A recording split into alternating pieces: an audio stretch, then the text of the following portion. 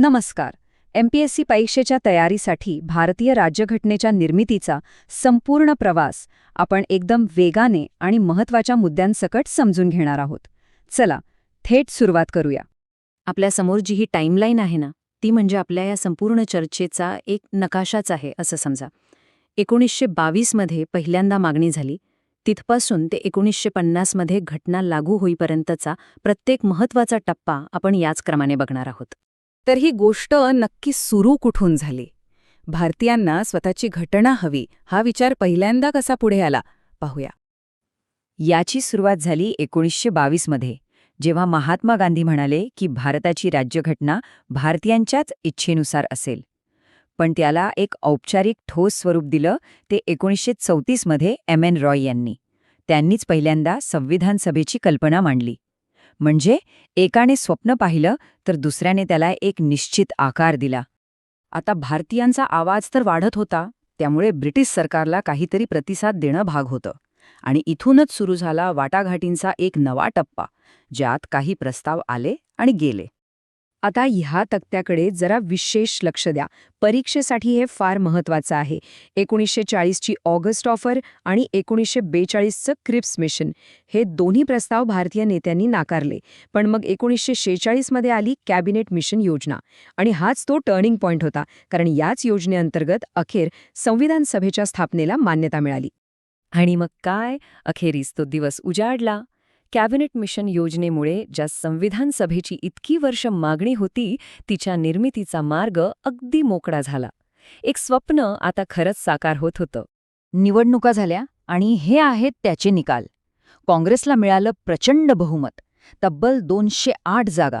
मुस्लिम लीगला 73 आणि इतरांना 15 जागा मिळाल्या. याचा सरळ अर्थ काय? तर भारताची घटना कशी असेल हे ठरवण्यात काँग्रेसची भूमिका खूप मोठी असणार होती. ते फक्त आकडे नव्हते, तर ते हे चेहरे होते. या सभागृहात बसलेले हेच ते नेते होते, ज्यांच्या खांद्यावर स्वतंत्र भारताचं भवितव्य लिहिण्याची एक ऐतिहासिक जबाबदारी होती. आणि ही तारीख ही कायम लक्षात ठेवायची आहे. 9 डिसेंबर 1946 याच दिवशी संविधान सभेची पहिली बैठक पार पडली. आता आपण येतोय सर्वात महत्त्वाच्या भागाकडे, प्रत्यक्ष घटनेच्या लिखाणाकडे. हे काम किती मोठं आणि आव्हानात्मक होतं याचा आता अंदाज घेऊया. 2 वर्षे 11 महिने आणि 18 दिवस. हा फक्त एक आकडा नाहीये. हा तो वेळ आहे, ती मेहनत आहे, ते समर्पण आहे, जे एका विशाल आणि विविधतेने नटलेल्या देशाची राज्यघटना लिहिण्यासाठी लागलं.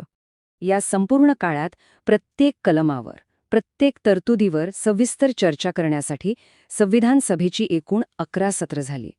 आणि या 11 सत्रांमध्ये प्रत्यक्ष कामकाज किती दिवस चाललं? तर तब्बल 166 दिवस. विचार करा, प्रत्येक शब्दावर किती सखोल चर्चा झाली असेल. खरं तर खूप साऱ्या समित्या होत्या, पण एक समिती अशी होती जी या सगळ्यांचा केंद्रबिंदू होती. ती म्हणजे मसुदा समिती. आणि परीक्षेसाठी सर्वात महत्त्वाचा मुद्दा म्हणजे या समितीचे अध्यक्ष होते भारतीय राज्यघटनेचे शिल्पकार डॉ. बाबासाहेब आंबेडकर. चला, आता ह्या प्रवासाच्या आपण अगदी शेवटच्या टप्प्याकडे आलो आहोत. घटना लिहून तर झाली, पण तिचं पुढे काय झालं बघूया. इथे बरेच जण गोंधळतात, पण हा फरक अगदी स्पष्ट लक्षात ठेवा. 26 नोव्हेंबर 1949 या दिवशी घटना स्वीकृत झाली, म्हणजे अडॉप्ट केली गेली. आणि 26 जानेवारी 1950 या दिवशी ती पूर्णपणे लागू झाली, म्हणजे एन्फोर्स झाली.